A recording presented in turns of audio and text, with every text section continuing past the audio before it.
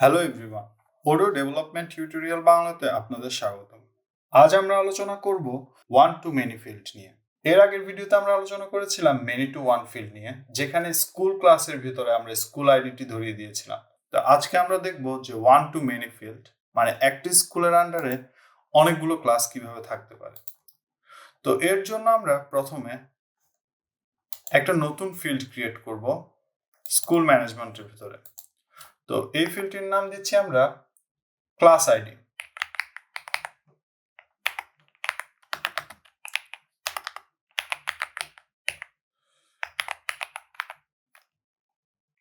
এটা হচ্ছে one two many field. এখন আসি ওয়ান টু মেনি ফিল্ডে কি কি কম্পোনেন্ট থাকে। তো প্রথমে থাকে হচ্ছে একটা মডেল নেম। তো আমাদের এখানে মডেল নেমটা হচ্ছে স্কুল ডট ক্লাস। আমরা এটা কপি পেস্ট করে নিব। তারপর হচ্ছে আমাদের যে ফিল্ডের এগেইনস্ট, এটাকে বলা হয় ইনভার্স ফিল্ড। তো আমাদের স্কুল ক্লাসে এই স্কুল আইডি ফিল্ড আছে, যার মাধ্যমে হচ্ছে আমরা স্কুল ম্যানেজমেন্টের রেকর্ডগুলো এখানে স্টোর করেছি। তো আমাদের এই স্কুল আইডিটা হবে এখানে ইনভার্স ফিল্ড। এরপর হচ্ছে আমাদের স্ট্রিং এর নামটি স্ট্রিং ক্লাসেস। ওকে, এখন আমরা এই ফিল্ডটি কপি করে স্কুল ম্যানেজমেন্টের ভিতরে পেস্ট করে দিব।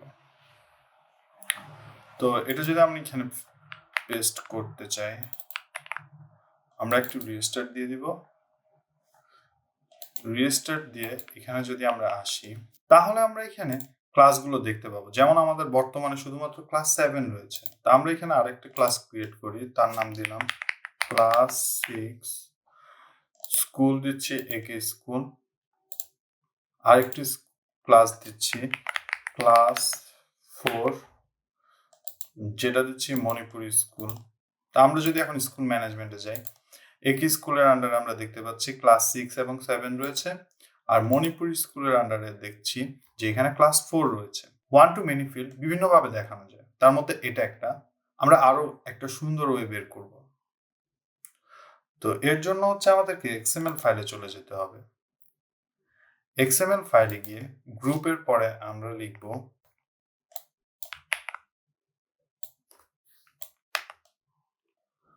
ফিল্ড। এই ফিল্ডের মধ্যে ট্যাগটা এখানে শেষ করব না, এর ভিতরে দিচ্ছি আমরা একটা লিস্ট ভিউ। লিস্টের স্ট্রিং হিসেবে দিচ্ছি ক্লাস নেম। এই লিস্টের ভিতর আমরা ফিল্ড অ্যাড করব। তো এখানে ফিল্ড অ্যাড করব কি কি? আমাদের স্কুল ক্লাসের মধ্যে ফিল্ড রয়েছে নেম এবং স্কুল আইডি। আমরা নেম ফিল্ডটি আপাতত এখানে দিচ্ছি।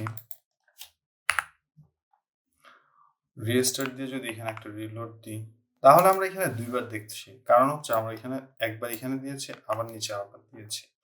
তো আমরা স্কুল ক্লাসের মধ্যে দেখা গেল যে আমরা আরেকটা ফিল্ড অ্যাড করলাম, যে রুম নং। তো এটা হচ্ছে ক্যারেক্টার টাইপের ফিল্ড, স্ট্রিং হচ্ছে রুম নং। এই রুম নং ফিল্ডটি আমরা ভিউ ফাইলও অ্যাড করে দিচ্ছি। এখন যদি আমরা স্কুল ক্লাসে যাই, তাহলে এখানে দেখতে পাবো রুম নং একটি আছে, সেটা আমরা দিয়ে দিলাম A101। পরের রেকর্ডে দিলাম AB201। পরের রেকর্ডে দিয়ে দিলাম A104।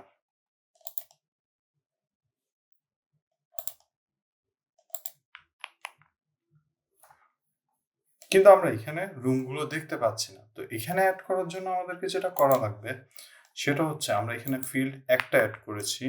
আমরা যদি এখানে ক্লাসের মধ্যে গিয়ে দেখি রুম নং আছে, সেই রুম নংটাও যদি এখানে অ্যাড করে দিই, তাহলে আমরা যদি একটা রিলোড দিই, তাহলে আমরা দেখতে পাবো যে এখানে ক্লাস নেমের পাশাপাশি রুম নংটিও চলে এসেছে। আমাদের এখানে দেখা যাচ্ছে যে আরো অনেকগুলো ট্যাবের প্রয়োজন হতে পারে। সেই ক্ষেত্রে আমাদের যেটা করা জরুরি সেটা হচ্ছে এখানে একটা নোটবুক তৈরি করব। আমরা যদি সার্চ দিই অর্ডার নাইনস লিখি, তাহলে দেখবো নোটবুক ট্যাগ আছে, নোটবুক ট্যাগের ভিতরে পেজ ট্যাগ আছে, তার ভিতরে ফিল্ড, আমাদের ফিল্ড অলরেডি আছে, আমরা এখানে নোটবুক আর হচ্ছে পেজটা অ্যাড করব। তো এখানে দিলাম যে ক্লাস লাইন আর নেম তো সেমটা দিয়ে দিলাম যে ক্লাস আইডি। এইসব ক্ষেত্রে ক্লাস আইডি না দিয়ে আইডিস দেওয়া উচিত।